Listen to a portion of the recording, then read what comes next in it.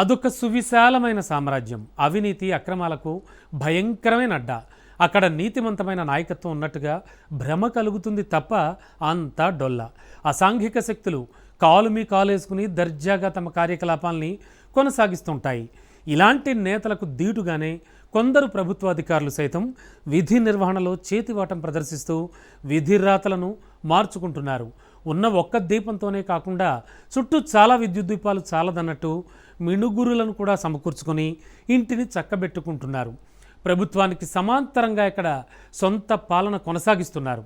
ప్రభుత్వ అధికారి ముసుగులో మాఫియా పనులకు తెరతీసి తమ ప్రతాపాన్ని చూపిస్తున్నారు. తాను చెప్పిందే వేదం, తాను చేసిందే చట్టం అన్నట్టుగా వ్యవహరిస్తున్నారు. వాళ్ళు లక్షలు కాదు కోట్లు కొల్లగొడుతున్నారు. అంతటి నైపుణ్యాన్ని ప్రదర్శిస్తున్న ఆ అధికారి ఎవరు? ప్రభుత్వానికి సమాంతరమైన పాలన సాగిస్తోన్న ఆ ప్రాంతం ఎక్కడ?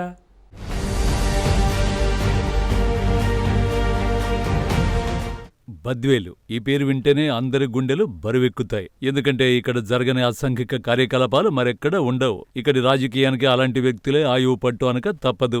ఎందుకంటే ఈ ఊరు ప్రభావం అలాంటిది. మరి ఉమ్మడి కడప జిల్లాలో బద్వేలు నియోజకవర్గానికి ఓ విభిన్నమైన శైలి. ఇక్కడి ప్రజాప్రతినిధులే కాదు, ప్రభుత్వాధికారులు సైతం వారి ప్రత్యేకతను చాటుకుంటూ ఉంటారు. ఇక్కడ పనిచేస్తున్న ఓ ఎక్సైజ్ వలయాధికారి ఇతను. పేరు సీతారామిరెడ్డి. పైగా సాధు స్వభావంతో ఇలా ఉన్న లోపలంతా కాలకోట విషయమే అన్నట్లుగా ఉంటుంది ఈయన వ్యవహారం. ఉన్నతాధికారుల్ని మెప్పించడంలోనూ, మీడియా వర్గాలను బురిడి కొట్టించడంలోనూ కూడా ఈయనది అందివేసిన చెయ్యి. ఇక ఈయన అధికార బాధ్యతలో సాగిస్తున్న లీలల్ని ప్రస్తావించుకుంటే, అయ్యో ఈయన అలాంటి పనులు చేస్తారా అంటూ ముక్కును వేలేసుకోక తప్పదు.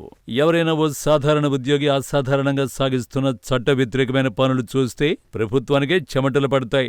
బద్వేలు ఎక్సైజ్ సర్కిల్ పరిధిలో ఓ మున్సిపాలిటీతో పాటు మొత్తం 6 మండలాలుంటాయి. ఇక్కడ 16 వైన్ షాపులతో పాటు 2 బార్లు నడుస్తున్నాయి. ఇక బద్వేలు పట్టణంలో 7, రూరల్లో 1, గోపవరం 1, పోరుమామిళ్ల 4, కలసపాడు 2, బీకోడూరులో 1 వైన్ షాపులున్నాయి. ఈ మొత్తం మద్యం సామ్రాజ్యానికి సదరు ఎక్సైజ్ సిఐ వారే కింగులా వ్యవహరిస్తున్నారని టాక్.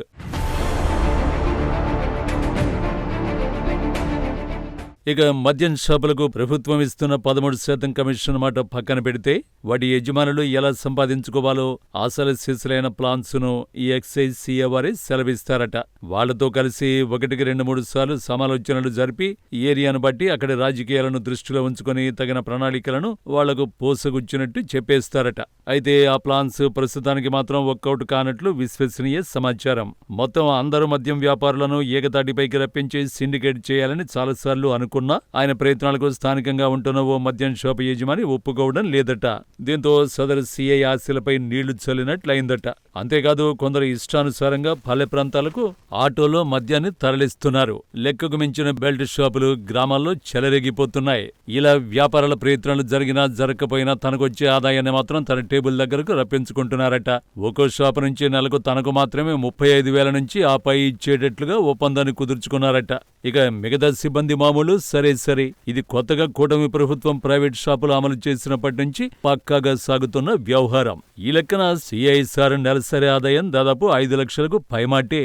ఇక పాత కొత్తగా పర్మిట్లు పొందిన బార్ల యజమానుల కప్పం ఎంత మేరకుంటుందో ఊహించొచ్చు.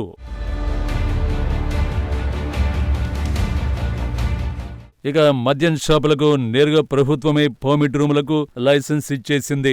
నిజానికి ఈ పర్మిషన్తో 10 అడుగుల పొడవు 5 అడుగుల వెడల్పుతో రూమును ఏర్పాటు చేసుకోవాల్సి ఉంటుంది. కానీ బ్రాందీ షాపుల యజమానులు మాత్రం వారి ఇష్టానుసారంగా నిర్మించుకుంటున్నారు. ఇదేమిటని అడిగేవాళ్లు లేరు. నెలవారీ మామూళ్లు తీసుకుంటున్నారు కాబట్టి ఇక వాళ్ళ ఇష్టారాజ్యమన్నమాట.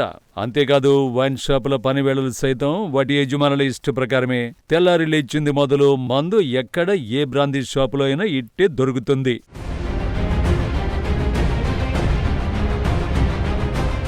ఇక బెల్ట్ షాపుల పరిస్థితి అయితే సరే. ఏ షాపు యజమాని ఎక్కడైనా వారి అనుచరులకి ఇచ్చి అమ్మించుకోవచ్చు. ముఖ్యంగా కూల్ డ్రింక్ షాపులు, మరికొన్ని హోటల్స్ లో సైతం మద్యం విచ్చలవిడిగా దొరుకుతుంది. ఇలా బద్వేలు ప్రాంతంలో సదర్ ఎక్సైజ్ సిఐ ఆడిందే ఆట పాడిందే పాటగా సాగుతోంది వ్యవహారం. ఇంతేకాదు ఈ సిఐ సారు మరో ఘనకార్యం కూడా చేస్తున్నారట. అదేంటంటే బార్ల పేరు మీద తీసుకుని విక్రయించే మద్యానికి పర్సంటేజీ లేదు కాబట్టి ప్రభుత్వాదాయానికి గండి కొడుతూ వైన్ షాపుల పేరు మీద తీసుకున్న మద్యాన్ని బార్లకు చేరవేస్తున్నారట. అలా విక్రయాలు చేసుకుంటే పర్సంటేజీ మిగులుతుందని చక్కటి చిట్కాను ఇచ్చేశారట. ఇంకేముంది, నీది నీకు నాది నాకు అన్నట్టుగా వైన్ షాపులు బార్లకు సంధి కుదిర్చి వాటాలు పంచేసుకుంటున్నారట. ఇక ఈ ఎక్సైజ్ వ్యవహారంపై రాజ్ న్యూస్ వరుస కథనాలు ప్రసారం చేసినా వాటిని సైతం లెక్క చేయలేని పరిస్థితి. తెల్లవారుజామున తెరిచే షాపులు, ఆటోలో గ్రామాలకు మద్యం తరలించే వైనాన్ని పరిశీలించేందుకు విశ్వనాథరెడ్డి అనబడే ఓ విచారణాధికారి వచ్చారు. ఆయన పరిశీలన 2 రోజుల పాటు సాగినా అది కాస్త ఓ జాలీ ట్రిప్గా ఆయనకు మారిపోయిందని సదరు వైన్ షాపు ఓనర్లే చెప్పుకుంటున్న మాట. తూతు మంత్రం తాటాకు మంత్రం అన్న తీరుగా సాగించారు ఆ విచారణాధికారి. విచారణ సక్రమంగా జరగకపోవడానికి జిల్లా కేంద్రంలో ఉన్న అదే సామాజిక వర్గానికి చెందిన ఓ ఉన్నతాధికారి పాత్ర ఉన్నట్లు గుసగుసలు వినిపిస్తున్నాయి. సదరు స్టేషన్ కు వలయాధికారి సీతారామరెడ్డితో పాటు ఎవరొచ్చినా నమ్మిన బంట్లుగా ఉండే హెడ్ కానిస్టేబుల్ రంగస్వామి, నారాయణ రెడ్డిలను కాపాడుకునే ప్రయత్నం చేస్తున్నారనే ఆరోపణలు దండిగానే వినవస్తున్నాయి. ఆ రకంగానే ప్రభుత్వానికి నివేదిక సైతం పంపారనే మాట ఆ శాఖ అధికారులు కొందరు చెవులు కొరుక్కుంటున్నారట.